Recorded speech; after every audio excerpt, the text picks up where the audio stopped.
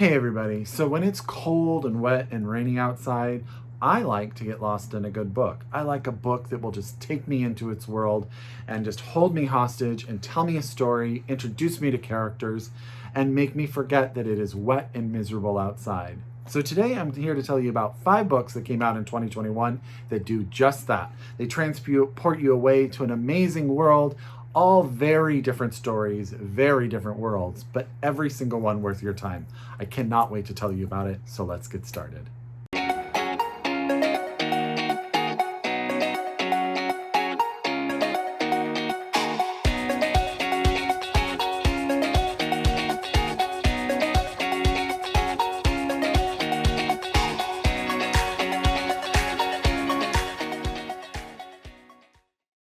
Hi everybody, and welcome back to my channel. It's Russell with Ink and Paper Blog. How are you all doing today? As always, I hope you're happy, I hope you're healthy, I hope you're safe, and of course, I hope you're reading an amazing book or 2 or 3 or 4. I hope you're all having a fantastic holiday season. Whichever holiday you celebrate, I just hope you're with family and loved ones, and of course, books. Today, I'm here to tell you about 5 books that I feel like you can read if you just want to get away from it all. You want to ignore the fact that it's rainy and cold and wet outside, and you just want to trust an author to take care of you. All 5 of these books came out in 2021. All of them are absolutely fantastic. I've talked about them before, and I'm here to make sure that you read them in the future. So get out that pen, that paper, that Goodreads, however you keep track of your TBR. If you are so able, please order a book from your local independent bookstore, and or if you're a library user, please get your library to get you a copy. All of these books are out. You can get your hands on them as we speak. The first book I want to talk about, I actually read back towards the beginning of the year, but I have not stopped thinking about, and that's The Living Sea of Waking Dreams by Richard Flanagan. Now, Richard Flanagan needs no introduction. He won the Booker Prize. He is a fantastic, world-renowned author, but this book I feel is very different than what he normally does. So this book is a book that deals with loss. So there's sort of 3 different ways that loss is occurring in this book. So first, we have Anna, who is our main character, and she's dealing with loss in 2 ways. One, her mother is in the hospital, and her mother's body is giving out. And the hospital is sort of saying to Anna and her 2 brothers, it's time to just sort of make your mother comfortable and let things pass as they happen. However, the youngest brother wants none of that. The older brother, who has been taking care of the mother, is like, it's time, let's let, nature take its course. Anna sort of gets talked into by the other brother to sort of continue these life keeping on, trying to keep the mother, alive when her body is just really fighting against it. And that is sort of the first area of loss we're dealing with. Children losing a parent and the difficulty of that and that transition into being parentless. The other loss Anna is dealing with is parts of her body are starting to disappear. Very different. They become invisible. She notices it. She notices that no one else is sort of talking about it. But as she travels between Tasmania, where her mother is, and where she lives in Australia, she starts to recognize that other people are suffering from this same affliction. And she goes home to her relationship. Her son is there. He is also having these issues. She recognizes he's starting to disappear. And it sort of makes her look at the world in a totally different manner. These 2 sort of ways that she's dealing with loss. In addition, the backdrop of this book are those terrible wildfires across Australia that destroyed so much of the wildlife and habitat and just caused such ruckus to that poor country. All of that sort of comes together in this brilliant discussion of, how we deal with things that we lose and what we can do about it. It is just, he's such an amazing writer. I trust me. It sounds weird how it will all come together, but I promise you it does. He's just amazing. So that's The Living Sea of Waking Dreams by Richard Flanagan, out here in the US by Knopf. And just a moment to appreciate how beautiful this is underneath the jacket. Oh, so pretty. You'll find out what those feathers mean if you read the book. Trust me, it's worth it. Sometimes the next book is one of those books where sometimes a book gets so much hype and you're like, oh goodness, is it going to be as good as everyone's saying? It becomes an Oprah book. Everybody's talking about it and you're like, ooh, In the case of The Love Songs of W.E.B. Du Bois by Honoree Fanonne Jeffers, the hype is absolutely worth it. It is a chunkster of a book.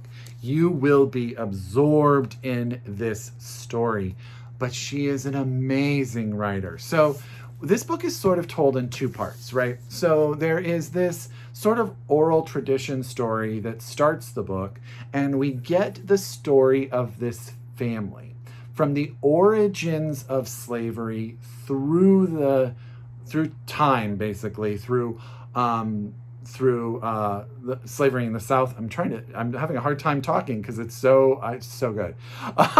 It goes through time. So it starts like this origin where this black man winds up in an Indian village and winds up becoming part of that culture and that community, having children, and how that sort of propagates through a whole entire lineage of people. Okay, and that's told more in sort of like this folklore, oral history type of tone. You get to know everybody, but you sort of feel like you are just learning about these people. It is beautifully done.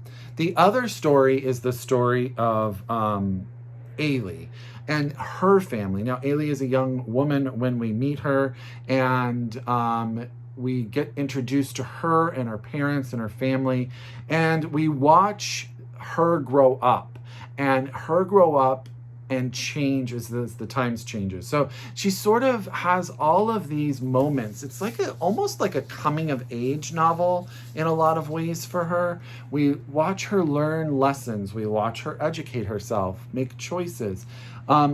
Things happen to members of her family. We learn about her father, we learn about her mother, we learn about her sister, and we learn about how all of that comes together and becomes one story for this whole group of people, this whole genealogical tree of a family. There's a fantastic grandfather character here. Ailey is very close to her grandfather, who is a professor, and a well-loved professor, and just there's so much that goes on in this book. It's really quite difficult to summarize without just saying you will get lost, you will love Ailey, you will love the family, you will cry, you will be horrified, you will be totally and completely immersed in this story. I do want to give a small trigger warning. There's a lot of abuse in this book in different forms, so if that is something that's difficult for you, this book does not shy away from the reality of that, and it's hard, but it is worth going through to understand how it formed the characters that we get to meet. This book is fantastic. It's my pick to win the Pulitzer next year. I'm hoping. That's The Love Songs of W.E.B. Du Bois by Honoree Fanonne Jeffers, out here in the US from Harper. I know it's a chunkster, but trust me, it's worth every single page.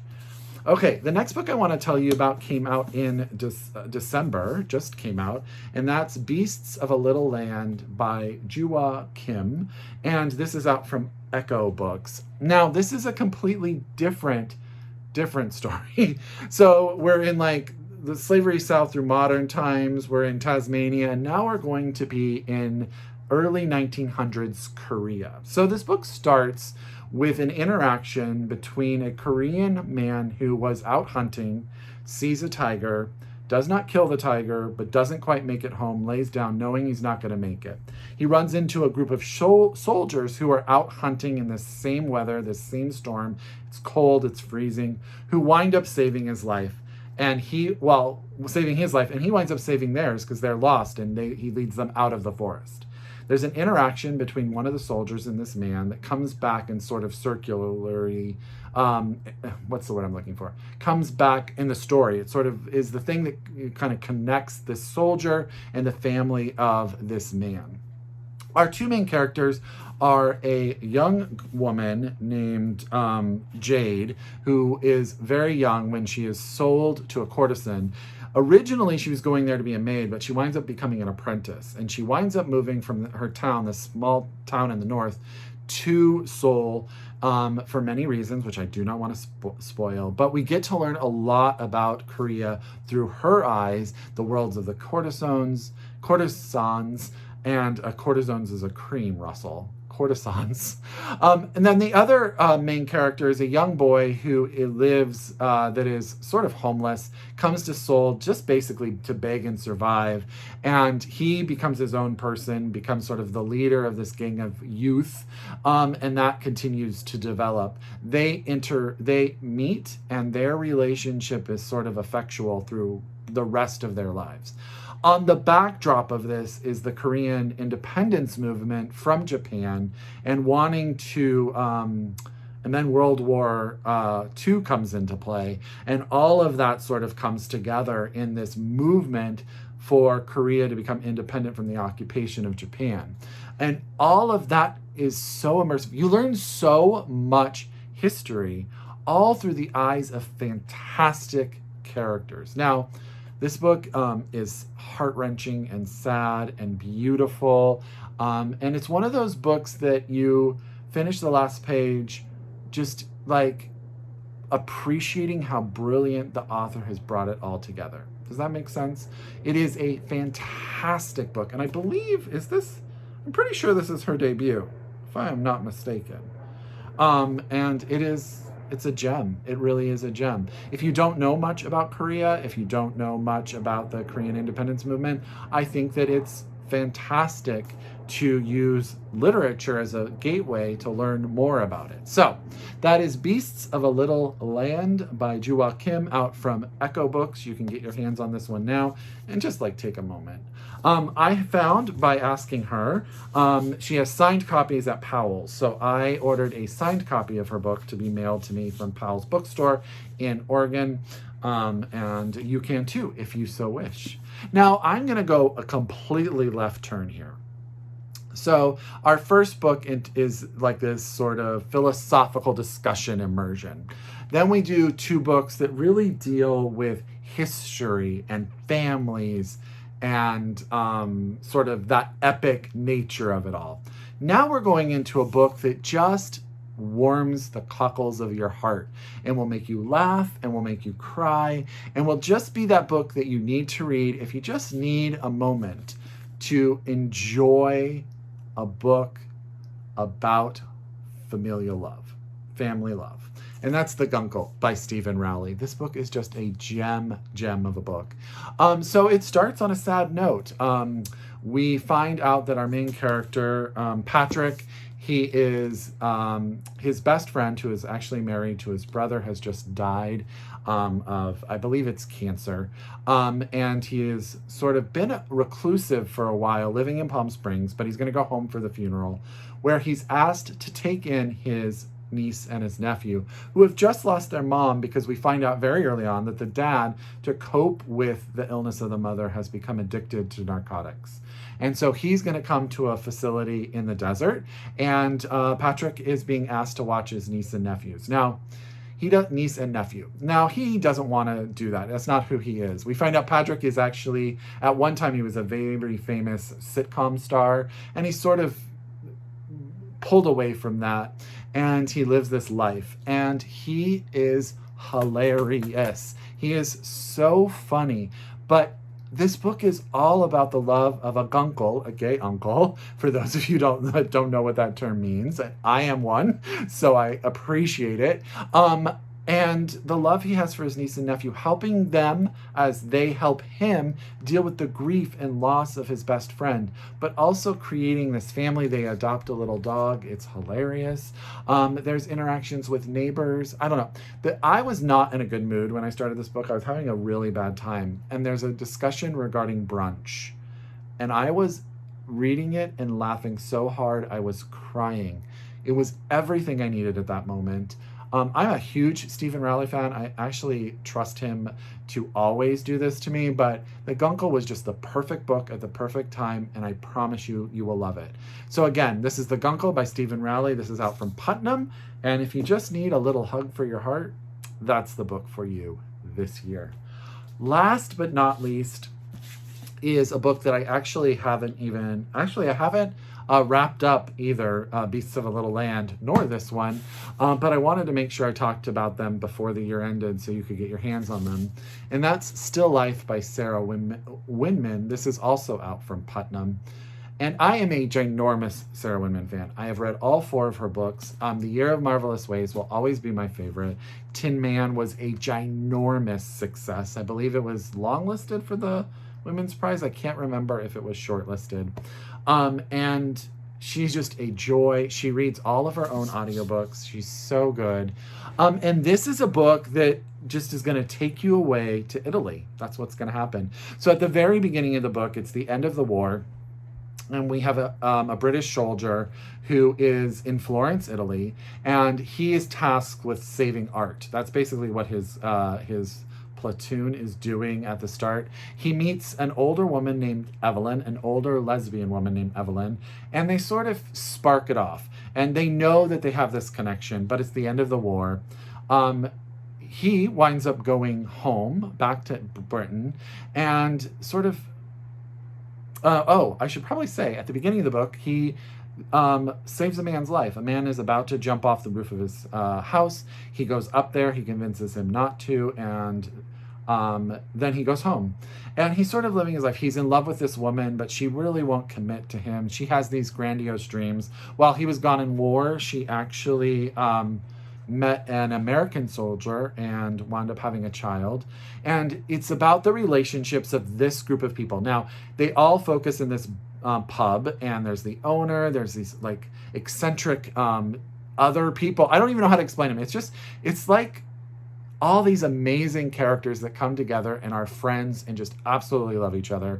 And what happens is the soldier is left a house by the man he saved in Florence. And so he moves there, taking this young woman's child with him, and a couple of the friends come along, and he moves to Florence, finds this ginormous house that he now is the owner of, and they just live life. And that's what this book is about, them living life. It just goes through time. They deal with war, they deal with flooding, they deal with making money, they deal with independence of youth, they deal with growing older, they deal with, it's just so good. It's so hard for me to explain, but basically everything you would want in a book that just introduced you to it. And this is what I love about Sarah Winman, fantastic people. And you cry with them and you laugh with them. And there's a parrot that comes along on all these journeys, and he's fantastic. And it's just a book where I just kept wanting to know what was going to happen to these people, all a lot about on the backdrop of Florence, Italy. And there's like this discussion of art versus war. There's the family you make is the family you need. There's a lot of queer love in this book, and there's a lot of just being yourself and owning that, and friendship. It just will tear your heart to pieces, but make you smile. It made me cry, it made me cry, it made me laugh, and it made me smile, and it was beautiful, and I absolutely loved it. So that's Still Life by Sarah Winman. I don't know if I did this book any justice, because sometimes I get so excited about a book, I can't say a single lick about it. So I hope I convinced you to pick up 1 or all 5 of these amazing novels that will help you get lost in this awful winter weather season. Now, if you're on the other side of the world where it's summer, maybe it's too hot and you don't want to go out, and these books will get you lost there too. As always, if you're a return subscriber, thank you so much for coming back. If you are new to my channel, I really appreciate it. Please subscribe. It does help me grow my channel. And as always, I encourage you to read globally, shop locally, and until next time, I wish you happy reading. Bye, everyone.